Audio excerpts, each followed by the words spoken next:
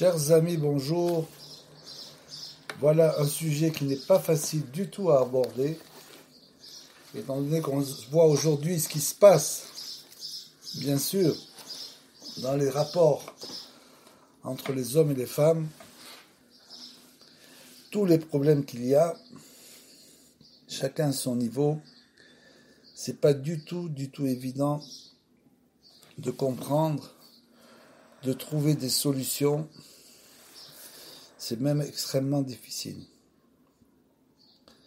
Malgré tout, Rabbeinu, comme d'habitude, vient pour nous donner toutes les solutions. Rabbeinu a toutes les solutions pour la génération, absolument toutes. Il suffit d'essayer de comprendre son message. Si on comprend le message de Rabbeinu, alors on répare absolument tout. Absolument tout. Maintenant, c'est pas évident de comprendre le message de Rabbeinu.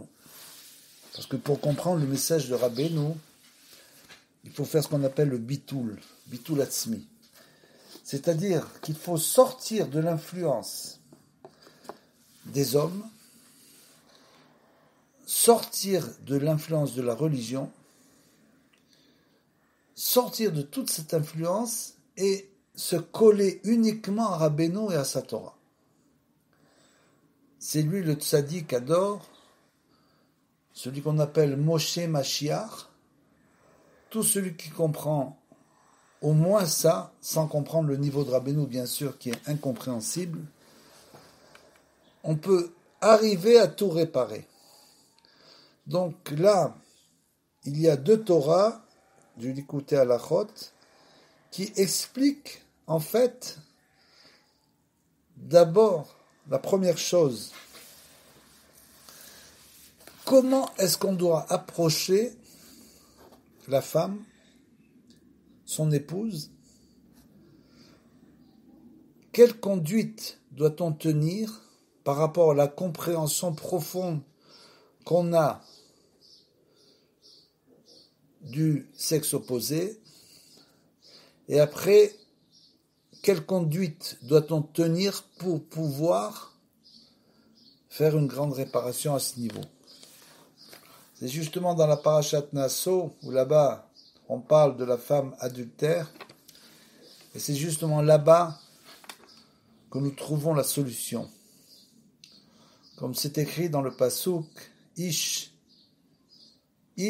kitiste ishto ou ma'alabo ma'al, c'est-à-dire un homme dont l'épouse, déviant de ses devoirs, lui aura donc été infidèle. Et là-bas, Rabbeinu nous donne l'explication profonde de la femme. C'est une chose extrêmement profonde qu'il nous dit. Tout le monde ne peut pas comprendre ces choses-là. Nous ne pouvons pas les comprendre. Dans notre génération, nous n'avons pas assez de connaissances, de Chokhmah, on n'est pas assez près d'Hachem pour comprendre, mais au moins on peut essayer de comprendre ces paroles.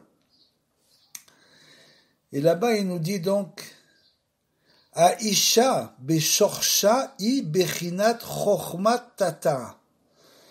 La femme, dans sa racine,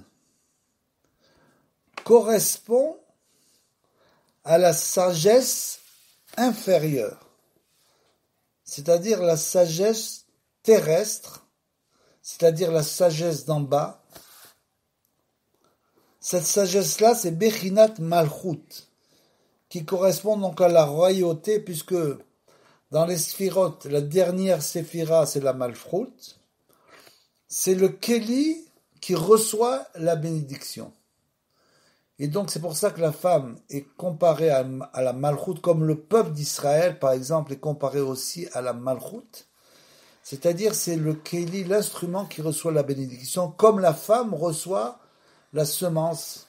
Donc c'est elle qui reçoit la bénédiction et après qui enfante.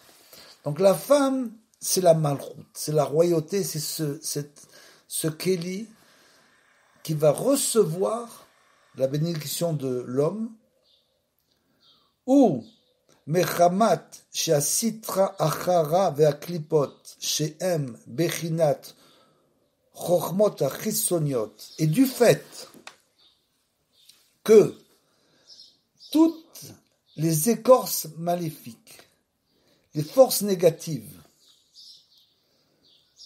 she'em bechinat chochmat achisoniot, qui correspondent aux sagesses profanes. C'est quoi les sagesses profanes? Ce sont les sagesses qui ne sont pas les sagesses de la Torah. C'est-à-dire que, en général, c'est bien sûr les sagesses des nations qui développent ce qu'on appelle les sagesses profanes, les sciences profanes, comme c'est écrit, les sciences profanes. C'est-à-dire qu'ils ne s'occupent pas de la Kedusha, de la sainteté. Et ces sciences-là, bien sûr, quand elles sont mal utilisées, sont extrêmement dangereuses, comme c'est écrit, science sans conscience n'est que ruine de l'âme. Je crois que c'est Descartes qui a dit ça. C'est-à-dire que ils ont tendance à utiliser les sciences sans conscience, en éliminant Hachem de la Tmouna, de l'image. C'est-à-dire, ces sagesses profanes, bien sûr, souvent peuvent mener l'homme à croire qu'il est un sage, qu'il est un grand professeur, comme on dit, et malheureusement, il n'a pas compris que tout ce qu'il fait, ce sont uniquement des choses extérieures. Bechinat agalut shel arba malchuyot, et tout ça, ces sciences profanes correspondent. Pour nous, le peuple juif, il faut bien comprendre. Nous, le peuple juif, avons une mission dans ce monde, et c'est sûrement pas de se rapprocher de ces sciences-là. Si on les utilise avec le nom de Hachem, bien sûr, alors elles peuvent bien être utilisées, mais sinon, elles sont dangereuses pour l'homme, qui peut arriver à rejeter la divinité, et elles correspondent donc aux exils des 4 royautés mécréantes, c'est-à-dire les 4 exils dont nous sortons. Nous sommes dans le dernier exil de Édom. C'est le songe de l'échelle de Yaakov. Quand il a vu l'échelle, il a vu les 4 royautés, et la dernière n'en finissait pas, puisqu'elle a duré 2000 ans, alors que maintenant nous sommes déjà revenus sur notre terre. Et avant cela, bien sûr, Rabbeinu, le Baal Shem Tov et Rabbeinu sont venus dans ce monde pour faire la grande réparation.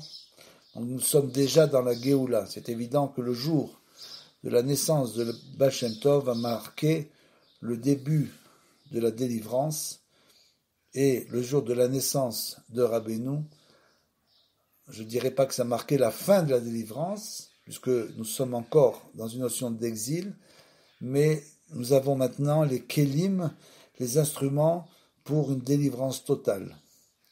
Donc ces 4 exils, smuchim, leshem, ve chotrim ou midgabrim, tamid, linok misham, les itachez, sham beyoter. Alors qu'est-ce que ça veut dire? Là c'est très important. Là il nous dit donc, ces 4 royautés mécréantes sont proches donc de cette notion de sagesse terrestre qui correspond à la femme, et c'est pour cette raison qu'elles s'efforcent, ces forces négatives s'efforcent sans arrêt de puiser leur énergie là-bas et d'y asseoir leur emprise.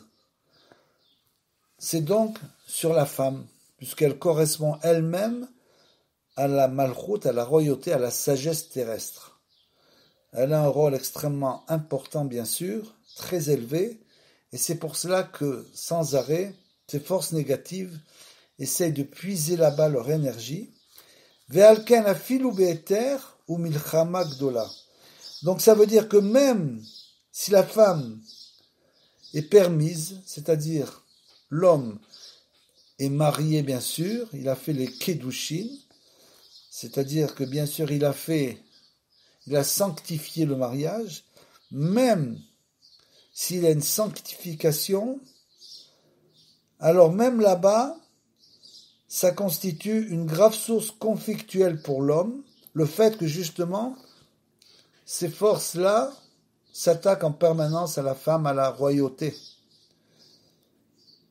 Ou, mikol sheken mishepogem beisur, et encore plus bien sûr, pour celui qui commet l'acte dans une transgression, c'est-à-dire, c'est pas sa femme, il se marie pas, il s'unit pas avec une femme après un contrat de mariage, ou dans des situations carrément qui peuvent être des situations où la femme est totalement interdite, Chas v'shalom, Dieu préserve, she'al yedezeu noten lahem koar linok misham beyoter, parce que justement, dès l'instant où l'homme commet des actes avec une femme qui lui est interdite, il va renforcer les 4 exils, il va renforcer la sitra chara, il va renforcer les forces négatives, ces puissances occultes, qui ad she na'asim mise kfirot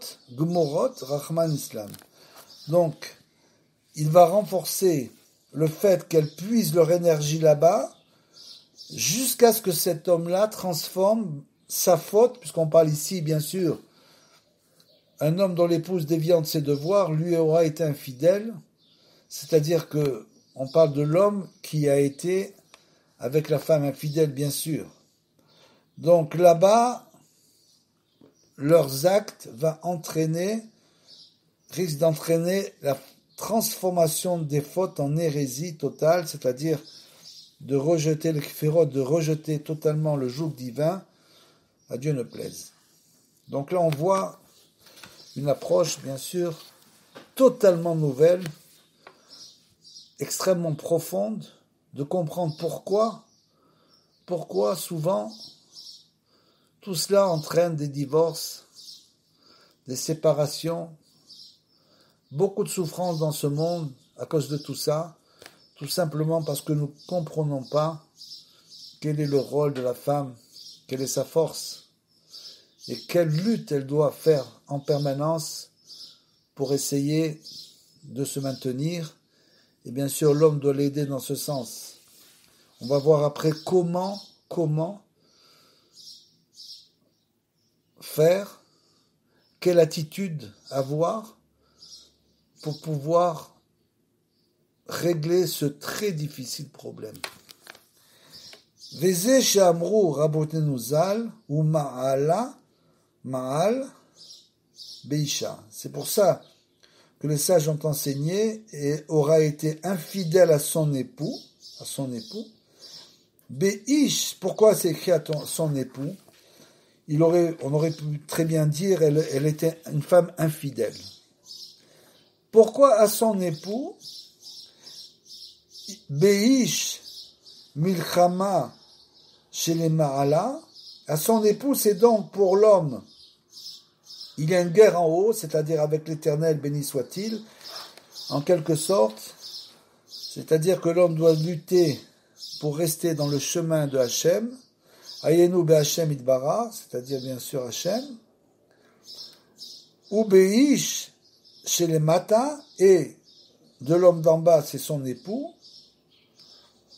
qui mo'elet bevadai beish shel ma'ala me'achar she mitgabrim al yedeze akfirot rahman islam, parce que elle a été infidèle à l'homme d'en haut comme à l'homme d'en bas, bien sûr, à Hachem, c'est-à-dire elle était infidèle à Hachem, elle n'a pas gardé ce qu'elle devait garder. Bien sûr, pour l'homme, c'est la même chose. L'homme qui va avec une femme infidèle, quand on parle de la femme infidèle, on parle aussi de l'homme infidèle. Puisqu'on sait que dans la sota, ce qu'on appelle la sota, c'est la femme dévoyée, la femme infidèle, la punition est la même. On ne parle que de la punition de la femme, mais il faut savoir que c'est exactement la même au moment où elle subit sa punition. L'homme avec qui elle a été infidèle, qui n'est pas là présent, reçoit exactement la même punition, comme c'est écrit dans la Gemara Sota.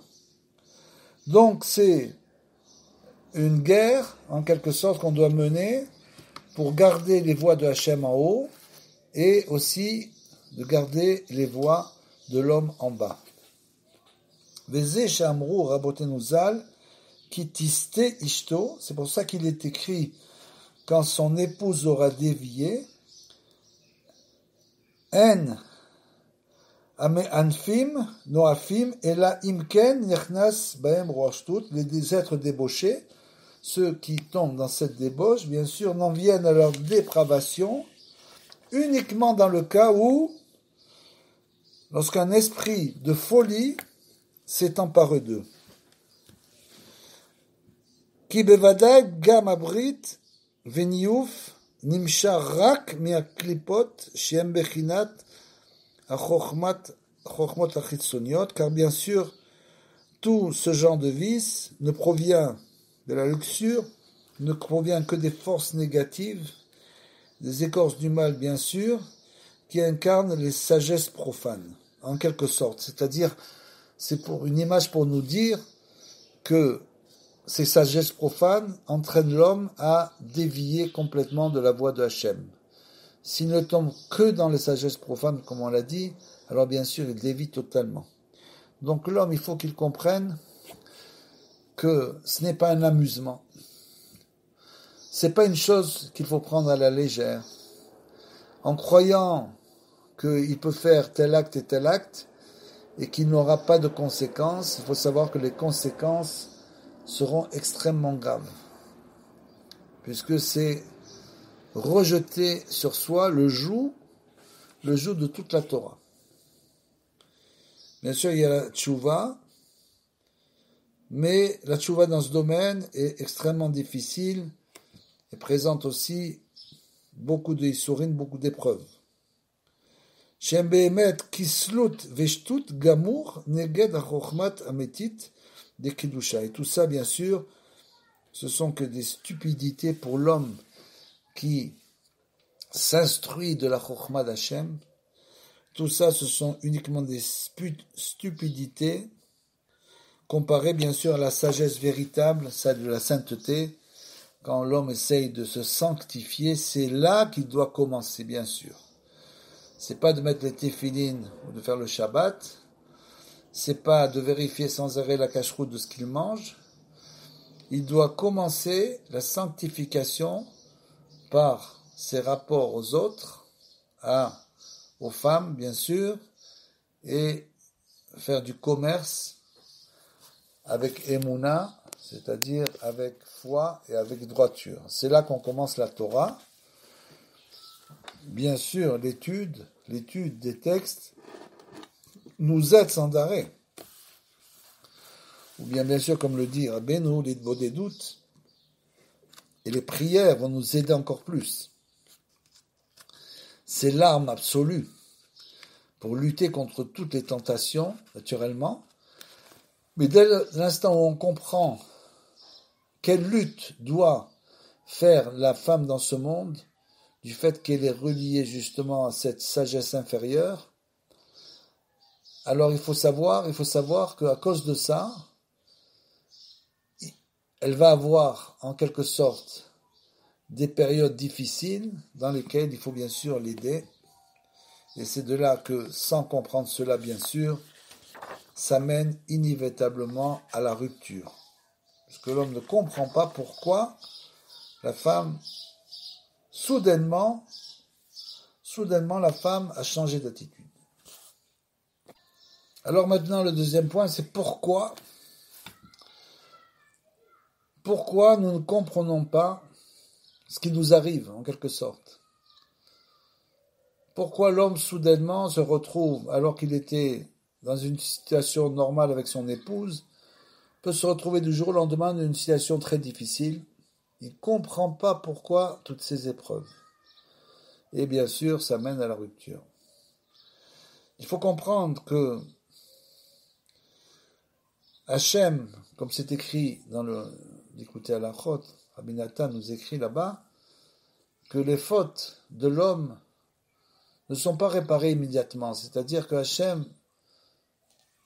si quelqu'un par exemple a fauté, et par la suite s'est marié, l'homme s'imagine, ça y est, il est marié, tout va bien. Et soudainement, viennent des épreuves qui lui paraissent incompréhensibles. C'est tout simplement parce que, nous dit Rabbi Nathan, Hachem ne peut pas mettre sur la tête d'un individu la réparation de ses fautes immédiatement. S'il faisait ça, l'homme ne pourrait pas tenir, et bien sûr, il rejetterait le joug divin. Donc il attend qu'il soit dans une situation plus correcte, une situation plus calme, et après, petit à petit, il va faire la capara de ses fautes pour que l'homme comprenne qu'il doit faire la capara. Il doit faire la capara de ses fautes, et bien sûr, ça va le déstabiliser, parce qu'il ne comprend pas pourquoi ces épreuves. Donc il faut avoir une attitude, ce genre d'attitude dont on va parler maintenant, à travers toujours cette histoire de la sota, l'attitude qu'on doit avoir pour comprendre ce que nous devons faire. Et là-bas, il est écrit Vesafta binta, et ça, sa punition, si elle a véritablement fauté, Tsata binta, Venafla yericha, donc son ventre va gonfler, son flanc dépérira. Et sinon, ve nikta, ve nizra zera, et si elle n'avait pas fauté, et on l'a accusée d'être une sota, d'être une infidèle, elle demeurera indemne et aura même une postérité, on va voir. Asota tzrecha lizbol busha gdola, et comme c'est écrit dans la Masechet Sota, là-bas on explique exactement tout le processus que doit suivre la femme infidèle pour faire sa réparation. Et là-bas, il est écrit que véritablement elle subit une honte terrible. On lui enlève son kissoui roche devant les gens, etc. Elle subit une très grande humiliation. Donc, à Sota Tzrecha Lizbol, elle doit souffrir une boucha gdola. C'est uniquement la femme qui est soupçonnée d'adultère, c'est-à-dire que son mari la soupçonne de s'être isolée avec quelqu'un. Il ne sait pas ce qui s'est passé, mais il a vu rentrer sa femme avec une personne dans un endroit, et il la soupçonne de s'être isolé. Asota Tzrecha Lizbol boucha gdola, alchet astara, uniquement pour le péché de l'isolation, du fait qu'elle s'est isolée. Donc déjà, elle doit subir l'humiliation de s'être isolée avec un homme. Donc combien c'est important de s'isoler avec personne, bien sûr. Et si quelqu'un travaille dans un endroit, il est seul, et qu'il s'occupe, il traite par exemple des femmes, alors il est évident là-bas, la halakha nous dit qu'il doit toujours laisser la porte ouverte. Il ne doit jamais fermer la porte. C'est une loi. Elle s'est isolée, donc elle doit pour ça subir une humiliation terrible. Ou basé nivdeket. Et par ça, donc on va la vérifier. Veikar tikuna shebaim beemet nitmeat tomar haemet lifnei hakohen, et sa réparation bien sûr. L'essentiel de sa réparation, dans le cas où effectivement elle est une femme adultère, c'est d'avouer la vérité au Kohen. Elle doit avouer la vérité. Ve'az yachopa ravona al yede avidouy vabusha. Et là-bas, même si elle a été une femme adultère, si elle avoue sa faute sera expiée du fait qu'elle a avoué sa faute par son aveu et l'humiliation qu'elle a subie, bien sûr. Kemo Shamru, Rabotenu Zal, comme c'est écrit dans la Masechet Sota, J'omrim la tochacha arbe shetitvade velo imche shem shamayim al amaim. Puisque on écrit sur un parchemin le nom de Hachem, on jette ce parchemin dans l'eau, si elle dit qu'elle est innocente par exemple, et le nom de Hachem va être effacé, Donc, pour ne pas faire ça, pour ne pas effacer ce nom de Hachem, on lui demande d'avouer sa faute. Donc on fait tout, les Kohanim font tout pour qu'elle avoue sa faute. Si elle avoue sa faute, elle sera pardonnée. On la réprimande longuement, bien sûr, pour qu'elle avoue, pour que le nom de Hachem ne soit pas effacé dans les eaux. Puisque en fait, on prend ce parchemin, avec le nom de Hachem sur le parchemin, on l'efface dans l'eau et après elle doit boire cette eau. C'est ça sa réparation. Si elle n'a pas fauté, bien sûr. Mais si elle a fauté et qu'elle avoue, alors elle expirera sa faute. Par contre, si elle n'avoue pas, et elle a fauté, quand elle boira cette eau, son ventre gonflera et son plan détérira et elle mourra. Ainsi que l'homme avec qui elle a fauté. Comme c'est écrit dans la Masechet, la Basota, au même moment, l'homme avec qui elle a fauté, va subir le même traitement. Ve'im lo nitma ou teorahi, et si elle ne s'est pas souillée du tout, et elle est pure, elle a préservé sa vertu, az ou la letova, alors cela sera bénéfique, comme c'est écrit, ve nikta ve nizra zera, c'est-à-dire elle restera indemne et aura une postérité, comme nous expriment les sages. Si elle enfantait dans la douleur, maintenant, elle n'enfantera pas dans la douleur et aura donc une postérité. Ki afilu imlonitma srecha kapara alastara. Tout ça pourquoi?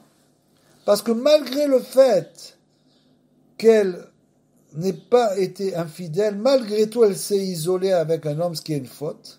Donc tout ce qu'elle subit avant, les humiliations qu'elle subit avant d'avouer finalement qu'elle n'était pas infidèle, malgré tout, elle a subi une humiliation et on lui fera ressentir qu'elle sera pardonnée, bien sûr, mais malgré tout, elle a été humiliée.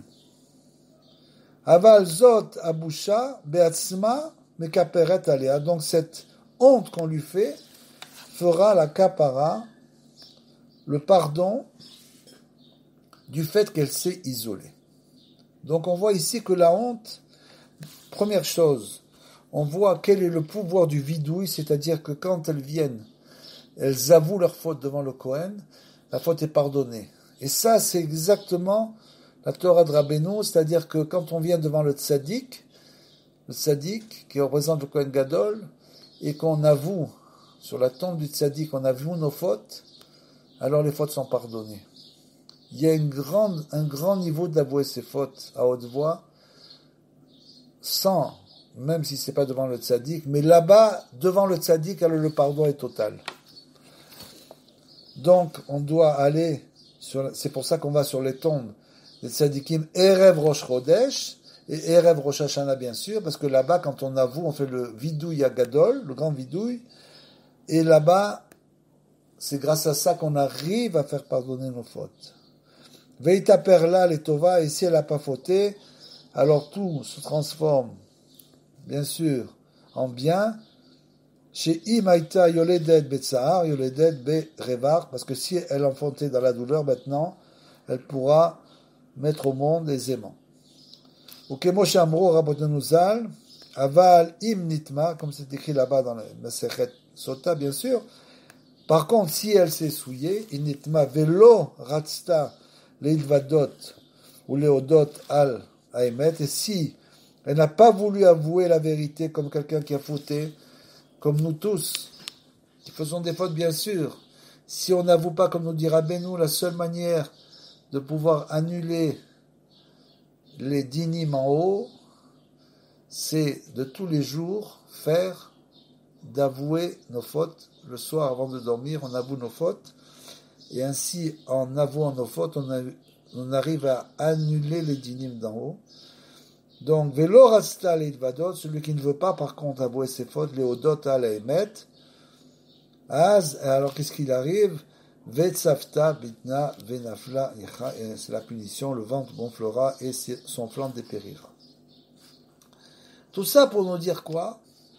Pour nous dire quelle attitude nous devons avoir dans la vie. Cette attitude est une attitude qui va nous permettre de tout réparer. Et quelle est cette attitude? Ainsi, ou basé, Nivdeka Israël, de la même manière, le peuple d'Israël est mis à l'épreuve. Chez Miché et Nonaki Behemet, les Kilkel Massab, parce que quelqu'un, bien sûr, qui n'est pas innocent et qui a fauté, dont la conduite a dévié, sans pour cela faire des fautes. C'est pas simplement des fautes. Même les fautes involontaires, nous dit Rabbi Nathan, doivent être pardonnées, même les fautes involontaires.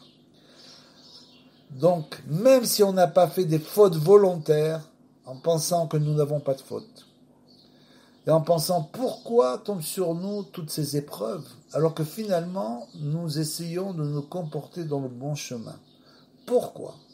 Comme disait le Baal Shem Tov, écoutez bien cette histoire, une histoire incroyable. Le Baal Shem Tov, après qu'il se soit dévoilé, bien sûr, juste après qu'il se soit dévoilé, rentrait dans une synagogue pour la prière, et les gens ont commencé à dire, on ne veut pas qu'il soit le Shalat Sirbour, parce qu'ils ne savaient pas encore qui c'était le Baal Shem Tov. Donc ils disaient, on ne veut pas qu'il soit le Shayar Tzibur, l'officiant. Alors le Baal Shem Tov s'est retourné et a dit que tous ceux dont les fautes de l'enfance n'ont pas été encore pardonnées, n'ont pas fini de faire le pardon de leurs fautes de l'enfance, sortent de la pièce, de la synagogue. Et les gens ont commencé à rire, bien sûr. Dès que le Baal Shem Tov a commencé la prière, la moitié des anges se sont évanouis. Donc c'est pour nous faire bien comprendre que l'homme, son cheshbon, où est-ce qu'il en est dans la vie avec ses fautes? Il n'en sait rien du tout. Il ne sait absolument rien. Il ne sait pas du tout ce qui va lui arriver demain. Et c'est pour ça qu'il faut sans arrêt aller sur la tombe des tzadikim. Il faut faire le vidouille sans arrêt avoir cette attitude. De ne pas penser que nous sommes purifiés de nos fautes. Sûrement pas, certainement pas purifiés de nos fautes. Jusqu'au dernier jour, nous ne sommes pas purifiés de nos fautes, ça c'est une chose sûre. Et même si on se fait appeler Rav ou Rabbi, c'est exactement la même chose. C'est simplement, comme on l'a dit, c'est mettre de la Torah, des couches de Torah sur nos fautes. Donc ce n'est uniquement en allant chez Rabbeinu, que lui, il va découvrir, faire remonter à la surface en quelque sorte, comme quand on fait bouillir de l'eau, les impuretés remontent à la surface. C'est exactement ce qui se passe chez Rabbeinu. Tu vas chez Rabbeinu, il fait bouillir l'eau de tes fautes qui remonte à la surface. Et d'un coup, alors que tu étais tranquille, entre guillemets, tu pensais avoir fait la capara de tes fautes, d'un coup tu te retrouves avec des épreuves. C'est pour ça. C'est parce que maintenant tu vas commencer le vrai travail. Le vrai travail, il commence maintenant. Et donc, Rabbeinu te donne les kélim pour faire le travail, bien sûr. Il te donne les kélim parce qu'il dit, je viens pour vous réparer totalement. Il nous répare entièrement de la tête aux pieds. Rabbeinu, celui qui s'attache à lui, qui tient bon la barre, comme on a fait une sikha là-dessus, il sera entièrement réparé. Ou basé, Nivdakim Israël, chez et Nonaki Behemet Bekilkel Masav. Comme tout le monde, celui qui a dévié du droit chemin, puisque après 2000 ans de galoute, bien sûr, on était extrêmement mal en point. On essaye maintenant de réparer en quelque sorte Israël, la terre d'Israël. C'est comme un sanatorium, c'est comme un grand hôpital. Tout le monde vient, tous les gens qui ont compris qu'ils sont malades, ils viennent ici pour se réparer. Il y en a qui viennent, qui ne se réparent pas, qui n'ont pas l'intention de se réparer. C'est leur problème. Nous, on n'est pas là pour crier à tout le monde, allez, réparez-vous, allez chez Rabbeinu. On aide les gens qui ont la volonté d'avancer à avancer. C'est ce qu'on essaye de faire pour nous-mêmes, pour les autres, pour tout le monde.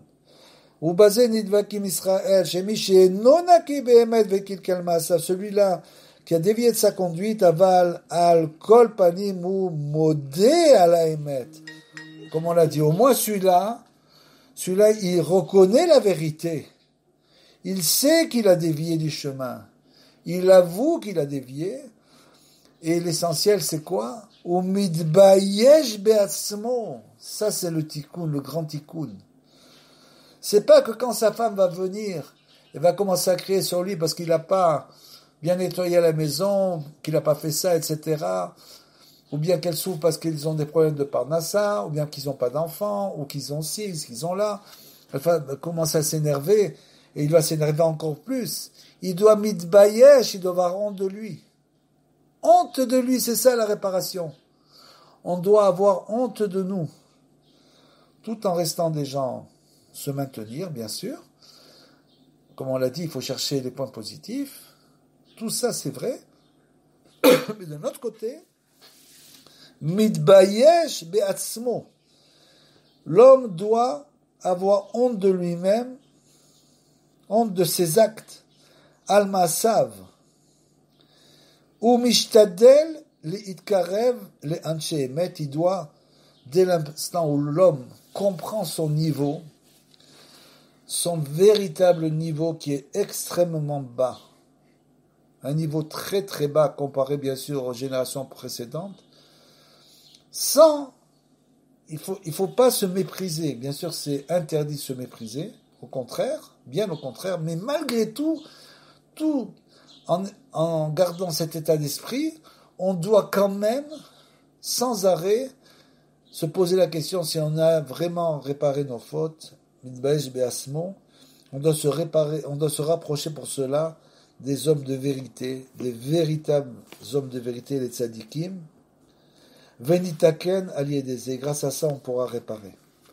C'est-à-dire que la réparation, bien sûr, c'est de comprendre notre niveau, d'avoir toujours honte de nos fautes. Et quand la femme vient, et bien sûr dans des limites, naturellement, tout a des limites, dans des limites et que ça se passe exactement pas comme il veut, l'homme doit, en quelque sorte, se dire, il y a sûrement quelque chose à réparer. Toujours dans des limites. Mikol sheken mishéu taor, et là c'est encore chose incroyable que nous dira Beno, et encore plus, celui qui est exempt de faute, celui qui est taor, qui a jamais fauté, depuis son enfance, il a toujours été dans les voies de la Torah, il a été élevé dans les voies de la Torah, il n'est jamais sorti à l'extérieur, il est toujours resté dans la pureté. Et celui-là, on peut se dire, qu'est-ce qu'il a, lui, à l'Ibayesh? Il n'a pas besoin d'avoir, de quoi avoir honte. Mais kol sheken mishéu taor, ve'afal piken ou mitbayesh basmo, al she'en tarato betachlit ashlemut. Et pourtant, lui, il éprouve de la honte. Pourquoi? Du fait que sa pureté n'est pas absolue. O al kotser asagato, ou du fait qu'il n'a pas encore atteint dans le domaine divin ce qu'il devait atteindre. Il n'est pas arrivé où il devait arriver, et donc il a honte de lui aussi, de se dire, il est sur le chemin, bien sûr, mais il est encore très très très loin de la vérité. Au lieu de se penser, dès que on commence à avoir appris quelques masertot du Talmud, qu'on est des Talmidei Rachamim, et qu'on connaît tout par cœur, des halachot. Pas du tout. Même celui-là, il doit avoir honte de ses actes, et sans arrêt, il doit essayer de se dire comment avancer, comment il est loin du tachlit, du but final. Veu zoché aliédé aboucha, et bien sûr, grâce à cette honte que l'homme a, on l'a vu dans ces deux cas, grâce à la honte qu'il a en permanence sur le visage, les bechinat teshuva, grâce à ça, il pourra, grâce à cette humiliation qu'il a ressentie dans telle situation avec sa femme ou avec les autres, ou dans des situations difficiles qui tournent souvent très mal, bien sûr, parce que l'homme ne reconnaît pas ses fautes. Alors ça tourne mal, naturellement que ça tourne mal. Et finalement, après quelque temps, il se retrouve seul et il se dit, qu'est-ce que j'ai fait? J'ai fait une faute, j'ai fait une erreur, je me suis trompé. Et ses amis viennent lui dire, mais non, non, tu as raison, tu as raison. Ça se passe comme ça. Tu as raison, c'est toi qui as raison, elle a tort. Malgré tout, l'homme a des remords, il a des remords, parce qu'au fond de lui-même, il sait qu'il a des fautes, et que c'est à cause de ses fautes qu'il a reçu cette punition, c'est à cause de rien d'autre. Donc, il faut essayer d'appréhender la vie d'une autre manière. Avec Rabbeinu, c'est une autre manière d'appréhender la vie, mais c'est la manière aussi de la chokhmah, de la connaissance. Comme on a dit au début, quand tu sais la situation spirituelle en quelque sorte de la femme, tu comprends que c'est pas évident aussi pour elle. C'est une situation qui est pas du tout évidente. Qui est pas évidente. Donc l'homme doit l'aider, comprendre cette situation et l'aider. Ce n'est aussi qu'en priant, comme on l'a dit, de des doutes et en étudiant. Si on n'étudie pas, on ne sait pas quoi dire pendant l'idbo des doutes.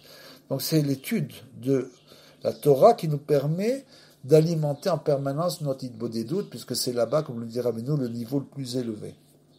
Et donc cette honte, Abusha le Bechina Teshuva le Teshuva, Kol Echad le fi Bechinato, chacun à son niveau, pourra s'élever sans cesse, donc spirituellement bien sûr, grâce à son attitude positive de toujours être dans un esprit d'humilité.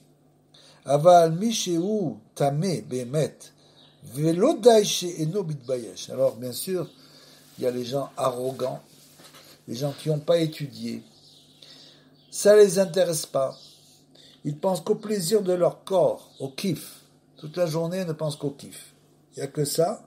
Alors ceux-là, chez Tameh, qui sont impurs, ils sont souillés, Bemet, Velo Dai She'eno Bitbayesh Basmou, mais seul, il n'a aucune vergogne, ni pudeur, Al-Ma'asav, pour tous ces actes débauchés. Il dit, mais alors c'est comme ça? C'est comme ça, tout le monde fait pareil. C'est comme ça dans notre génération. Etc., etc. J'ai rien fait de mal.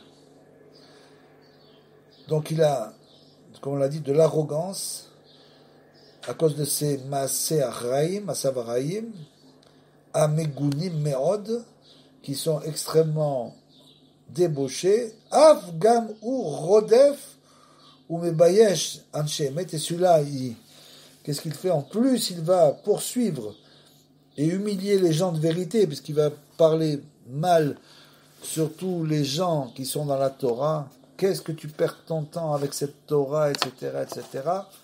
Donc celui-là qui est dans cette situation, va chauffer, nous dira Beno, Damam Kamaim Bechinam, c'est-à-dire qu'il leur fait honte. Parce que là, qu'on dit que fait couler le sang, c'est quelqu'un à qui on fait honte en public. Donc il va leur faire honte, non seulement qu'il n'a pas honte lui, mais il fait honte aux autres, qui sont dans le chemin de la vérité, ou Nivdak Aliede Mitzvat Omer Seorim. Celui-là, il sera éprouvé par la mitzvah d'offrande de l'orge, bien sûr, du Homer qu'on accomplit le lendemain de Pessah. Ve'ipol be'en somer kemo as-sota, et celui-là, il va chuter à un moment donné, bien sûr, puisque vous savez comment se passe le mal et comment se passe le bien. C'est écrit aussi dans le Derer Hashem du Ramchal.